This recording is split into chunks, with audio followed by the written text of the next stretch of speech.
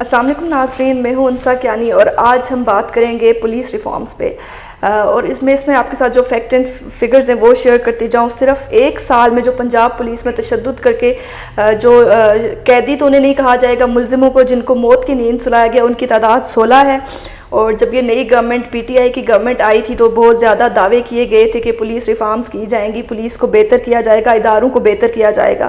تو صرف ایک سال میں جو ہے 16 ملزمان کو مار دیا گیا ہے۔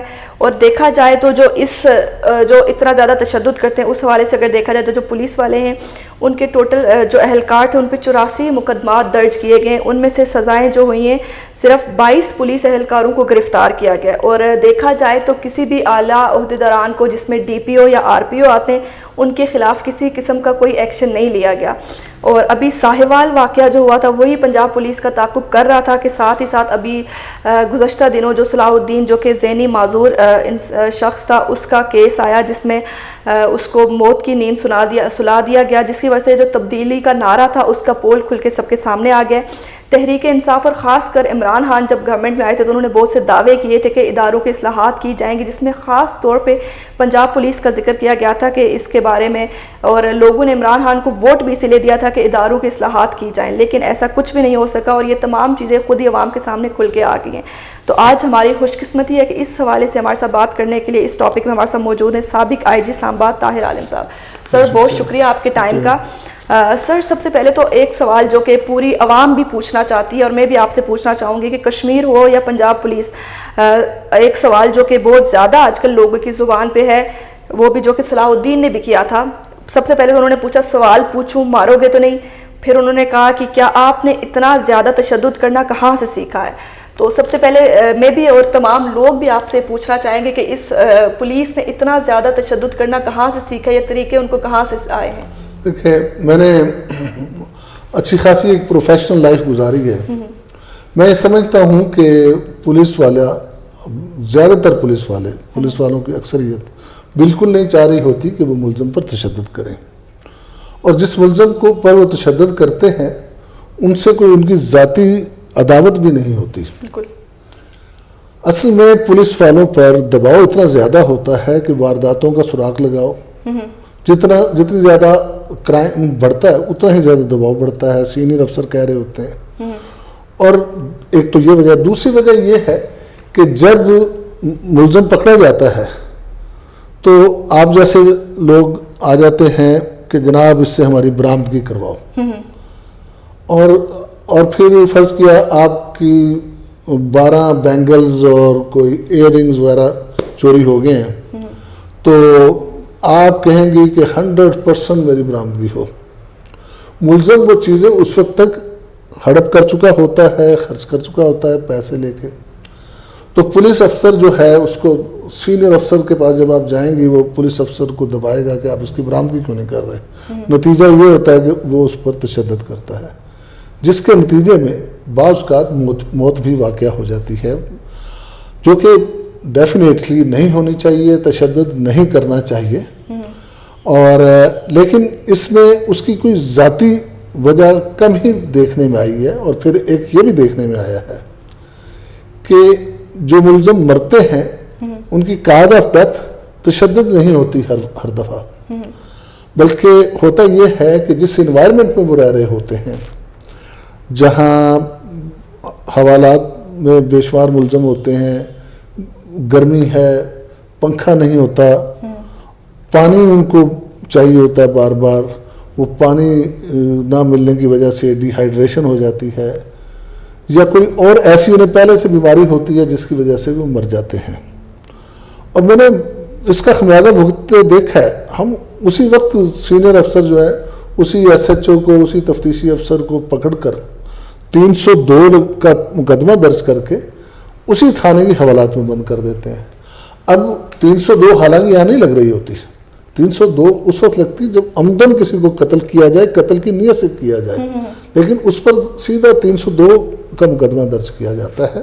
اور بے شمار پولیس افسر ہیں جو جیلوں میں سڑ رہے ہیں، مقدمے بھگت رہے ہیں اپنے، اور یا پھر اگر ان کی خلاصی ہوتی ہے تو ورثاء کے ساتھ مصالحت کر کے، کیونکہ یہ قابل راضی نامہ ہے 302 پیسے دیں قصاص دیں تو آپ چھوٹ سکتے ہیں. تو وہی طریقہ کار پولیس والے بھی اختیار کر کے باہر آتے ہیں.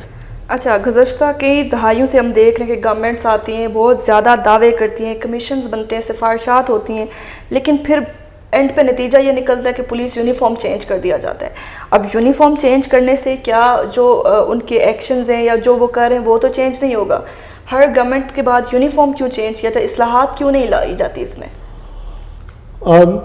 یونیفارم تو صرف پنجاب پولیس کا ایک ہی دفعہ چینج ہوا ہے، جو ہمارے مشتاق صاحب جو تھے، مشتاق سکھیرا صاحب، ان کے دور میں چینج ہوا. اس کے بعد دوبارہ چینج کرنے کی کوشش کی تھی اس گورنمنٹ نے، لیکن نئے آئی جی جو آئے ہیں انہوں نے اس کی مخالفت کی اور یہ پوسٹ پون ہو گیا. اس کے علاوہ کسی صوبے کا یونیفارم چینج نہیں ہوا. حکومتیں ڈیفینیٹلی دعویٰ کرتی ہیں کہ وہ پولیس کلچر چینج کریں گی. شہباز شریف صاحب نے پولیس کلچر کو چینج کرنے کا بہت دعویٰ کیا. انہوں نے ڈائریکٹ انسپیکٹرز ریکروٹ کرنے بھی شروع کیے اور کچھ اور اقدامات بھی اٹھائے، لیکن پولیس کلچر ویسا کا ویسا ہے. موجودہ حکومت کے جو وزیر اعظم ہیں عمران خان صاحب، ان کا تو بہت بڑا دعویٰ تھا کہ وہ پنجاب پولیس کو ٹھیک کریں گے، بلکہ پورے ملک کی پولیس کو ٹھیک کریں گے، اور یہ کریڈٹ بھی بہت لیتے تھے کہ صوبہ سرحد کی پولیس کو انہوں نے ٹھیک کر دیا ہے. لیکن پنجاب میں آ کر یہ ناکام ہو گئے. اس کی وجہ جو میں سمجھتا ہوں کہ پنجاب اور خیبر پختونخوا میں ایک فرق ہے وہاں کے اور یہاں کے کلچر کا. وہاں کا سیاستدان پولیس کا اتنا ڈپینڈنٹ نہیں ہے. ہمارا جو سیاستدان ہے، پنجاب کا جو سیاستدان ہے، اس کی سیاست ہی تھانے اور پٹواری سے شروع ہوتی ہے، اور جس کا اور وہ چاہتا ہے تھانے میں میرا ایس ایچ او ہو، میرا محرر لگا ہوا ہو، اور پھر اس نے کام کروانے ہوتے ہیں ان سے. جائز کام بھی کروانے ہوتے ہیں اور ناجائز کام بھی کروانے ہوتے ہیں. پھر تو آپ نے مطلب بات یہ کر دی کہ اس کے اصلاحات ہونا تو ناممکن ہے. شروع میں عمران خان صاحب یہی کچھ چاہ رہے تھے، لیکن اس کے بعد انہی کی پارٹی کے جو ایم پی اے، ایم این ایز وغیرہ نے، منسٹرز نے ایون کہا کہ جناب آپ نے تو پولیس کو بڑی آزادی دے دی ہے، یہ تو ہمارا کہنا ہی نہیں مانتے، یہ تو جناب شتر بے مہار ہو گئے ہیں. تو جب شکایتیں ہوئیں تو پھر میرا خیال ہے کہ عمران خان صاحب کو اس بارے میں بھی یو ٹرن لینا پڑا. اور اب صورتحال پنجاب میں یہی ہے کہ وزیر اعلیٰ کی مرضی سے اور مختلف سیاستدانوں کی مرضی سے ڈی پی او وغیرہ تعینات ہو رہے ہیں، ڈسٹرکٹ کے ایس ایچ اوز بھی لگ رہے ہیں. پولیس اصلاحات کی اگر ہم بات کریں تو ہمیں کوئی نئے سرے سے اصلاحات کی ضرورت نہیں ہے. بے شمار اصلاحات سے متعلق بے شمار رپورٹس پڑی ہوئی ہیں جو بہت اچھی ہیں، جن تمام کو ملا کے بھی کوئی ہم ماڈل بنا سکتے ہیں. اصل چیز ہے ول نہیں ہے، کیونکہ حکومت سمجھتی ہے کہ پولیس اگر ان کے ہاتھ سے نکل گئی یا آزاد ہو گئی، اس طرح کی اصلاحات کر دی گئیں کہ اسے اٹانومی مل گئی، تو یہ شاید ان کا کہنا نہ مانے. اور دوسری بڑی رکاوٹ پولیس کی اصلاحات میں بیوروکریسی ہے. Bureaucracy, home secretary, chief secretary police کو اپنے کنٹرول میں رکھنا چاہتے ہیں. 2002 کا جو پولیس آرڈر جو کہ جنرل مشرف نے جاری کیا تھا، وہ اس کے ذریعے سے پولیس بیوروکریسی کے اور سیاستدانوں کے دونوں سے کے شکنجے سے باہر آ گئی تھی. آئی جی جو تھا وہ ایکس افیشو سیکرٹری کی اسے حیثیت حاصل تھی، اور وہ پرنسپل اکاؤنٹنگ آفیسر بھی تھا. وہ اسے ذرا سے فنڈز کے لیے ہوم ڈپارٹمنٹ اور فنانس ڈپارٹمنٹ کا مرہون منت نہیں ہونا پڑتا تھا. لیکن مشرف کے دور میں ہی اس میں تبدیلیاں لانی شروع کر دی گئیں، اور اس وقت کی کاف کی حکومت جو پنجاب میں تھی وہ اس پر تیار نہیں تھی، اور بعد میں تو پھر یہ واپس لے لیا گیا یا اس کا حلیہ بگاڑ دیا گیا. اچھا، ایک تو سب سے پہلے جو پاک پتن کا واقعہ ہوا، اس کے بعد ساہیوال کا واقعہ، اور اب صلاح الدین کا واقعہ. ایک تو پنجاب پولیس کو میں کہوں گی کہ پورے پاکستان میں سب سے زیادہ بدنام پولیس اس لیے کہ اس کو لوگ گلو بٹ اور اس طرح کا سمجھتے ہیں. تو آپ کو کیا لگتا ہے پنجاب پولیس کا آخر مسئلہ کیا ہے کہ اس طرح کے واقعات ہمیشہ پنجاب پولیس کے زمرے میں ہی آتے ہیں، وہی ایسا کرتے ہیں؟ دیکھیں، یہ واقعات جو ہیں ہر جگہ ہیں. سندھ میں بھی کافی زیادہ واقعات ہیں ایسے، اور پنجاب پولیس چونکہ ایک بڑا صوبہ ہے اور شروع سے ہی یہاں ایک جیسے وڈیراازم رہا ہے، اور جس کی وجہ سے اور شروع سے ہی پولیس جو ہے وہ حکمرانوں کی اور اس طرح کے لوگوں کی ٹولز رہی ہے. مائنڈ سیٹ جو ہے پولیس کا وہ چینج نہیں ہو سکا. اور پھر یہ جو واقعات آپ نے بات کی اس میں ساہیوال کے واقعات جو ہے اس کے ملزم ظاہر ہے بہت ہی بے ایمانہ واقعہ تھا. وہ اس کے ملزم پولیس والے عدالتوں میں ٹرائل فیس کر رہے ہیں. اس کے بعد جو آ جاتا ہے دوسرا واقعہ یہ صلاح الدین والا, تو اس میں بھی آپ دیکھ لیں کہ ان کے خلاف مقدمے بھی درج ہیں اور ان سسپینڈ بھی ہیں. تو اسپیئر تو کوئی نہیں ان کو کرتا. اب دیکھنا یہ ہے کہ ہم اس قسم کے واقعات کی روک تھام کیسے کر سکتے ہیں. پولیس کے سسٹم میں ایسی کون سی اصلاحات لے کر آئیں جس سے یہ درست ہو جائے اور اس قسم کے واقعات پیش نہ آئیں. تو سب سے پہلے تو میں سمجھتا ہوں کہ جو پولیس کا ریکروٹمنٹ کا سسٹم ہے, پولیس بھرتی جو ہے, اس میں ہمیں ایک اسکریننگ ٹیسٹ ہونا چاہیے جو کہ سائیکالوجیکل ٹیسٹ ہو, بالکل, جس میں پولیس والے کا ایپٹیٹیوڈ چیک کیا جائے, دیکھا جائے کہ وہ پولیس کی ملازمت کے قابل ہے بھی یا نہیں ہے. نمبر 2, اس میں یہ بھی دیکھا جائے کہ اس میں کوئی نیگیٹو قسم کے جذبات, تشدد پسندانہ جذبات تو نہیں ہیں. ایسے ٹیسٹ آ گئے کہ آپ مختصر وقت میں جب آپ مختلف سوالوں کے جواب دیتے ہیں تو آپ کا اندر باہر آ جاتا ہے, آپ کی پرسنالٹی باہر آ جاتی ہے. تو جو لوگ اس اسکریننگ ٹیسٹ میں پاس ہو جائیں ان کے باقی ٹیسٹ, فزیکل ٹیسٹ, باقی ریٹن ٹیسٹ بعد میں لیے جائیں. انٹیلیجنس ٹیسٹ بھی ایون بعد میں لیا جائے, آئی کیو ٹیسٹ بھی بعد میں لیا جائے, پہلے یہ انٹیلیجنس ٹیسٹ ہو. تو ایک تو یہ بھرتی کا کیا جائے تاکہ کوئی تشدد پسندانہ جذبات والے لوگ جو کہ تشدد کر کے خوش ہوتے ہیں وہ پولیس میں آ نہ سکیں. دوسری چیز جو ہے وہ ہے کہ جیسے میں نے پہلے کہا کہ میں نے اپنی پروفیشنل لائف میں زیادہ تر پولیس کسٹڈی میں ڈیتھ ٹارچر کی وجہ سے جو ہوئی ہیں وہ میں نے دیکھا ہے کہ ریکوری کے چکر میں تھانے دار پڑا ہوا تھا. تو ریکوری کی وجہ سے وہ اس نے مار پٹائی کی, تشدد کیا کہ اس کی ڈیتھ ہو گئی. تو یہ جو ریکوری والا ہے, کیوں ریکوری؟ کیونکہ ریکوری جو ہے عدالت میں جب ملزم کو پیش کیا جاتا ہے, ٹرائل جب شروع ہوتا ہے تو ریکوری ایک ایویڈنس ہوتی ہے کہ جناب اس سے یہ چوری کا سامان برآمد ہوا ہے تو یہی چور ہے. تو اس میں ہمیں تھوڑی سی ایویڈنس ایکٹ میں بھی تبدیلی لانی ہوگی کہ ریکوری کے علاوہ بھی جو باقی ایویڈنسز ہیں ان کا بھی ویٹ سمجھا جائے.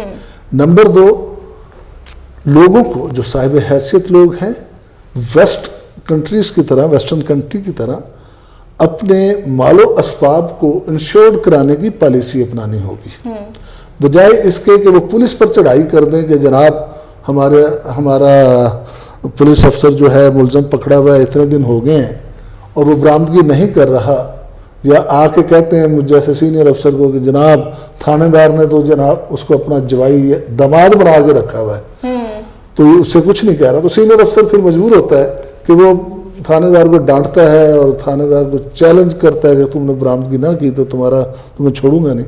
وہ بیچارہ اس چکر میں ملزم پر تشدد کرتا ہے اور پھر اس کے نتیجے میں موت واقع ہوتی ہے. تو ریکوری جو ہے, افسر جو ہیں وہ دباؤ نہ ڈالیں تفتیشی افسروں پر. فرض کیا آپ کی 12 سونے کی چوڑیاں چوری ہوئی ہیں تو ایک چوڑی اگر برآمد ہو گئی ہے تو وہ کافی ہے یہ ثابت کرنے کے لیے کہ ملزم چور ہے, ملزم سے ایک چیز مل گئی ہے. باقی 11 چوڑیوں کے لیے انشورنس ہو یا آپ سول کیس کریں, ملزم کے خلاف دیوانی کیس کریں, اس سے برآمد ہو. اچھا, حال ہی میں جو صلاح الدین کا واقعہ ہوا اس طرح کے اور بھی کئی واقعات ہوئے, تو اس میں آئی جی پنجاب کیپٹن عارف نواز نے اس مسئلے کا حل کچھ اس طرح سے نکالا ہے کہ پنجاب کے تھانوں میں پولیس اہلکار اور عام عوام کے موبائل فون لے جانے پر پابندی ہوگی. اس پہ آپ کیا کہیں گے؟ دیکھیں, انہوں نے ایک تو پبلک پر پابندی لگائی ہے کہ وہ نہیں لے جا سکتی, دوسرے انہوں نے ایس ایچ او کے علاوہ باقی تمام جونیئر سٹاف پر پابندی لگا دی ہے. اس میں وہ اے ایس آئی اور سب انسپیکٹر بھی شامل ہیں جن کا پبلک کے ساتھ رابطہ رہتا ہے. پبلک اپنے کیسز کے حوالے سے انہی اے ایس آئی اور سب انسپیکٹر سے رابطہ رکھتی ہے. تو جب آپ ان پر پابندی لگا دیں گے تو نتیجہ یہ ہوگا کہ پبلک کو تکلیف ہوگی, وہ ان تھانے داروں کے ساتھ رابطہ نہیں قائم کر سکیں گے کیونکہ ایس ایچ او سے رابطہ کرنا تو کافی مشکل ہوتا ہے. میرے خیال کے مطابق کانسٹیبلز پر پابندی ہونی چاہیے کیونکہ ہم نے کانسٹیبلز کو بھرتی کرتے وقت نہیں دیکھا کہ ان کی انٹیگریٹی کیسی ہے, وہ محکمے کے ساتھ وفادار ہیں یا نہیں ہیں.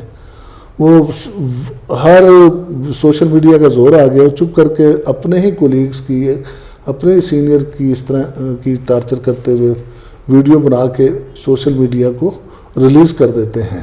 اور اس کے علاوہ جو پبلک ہے تو کنسٹیبلز وغیرہ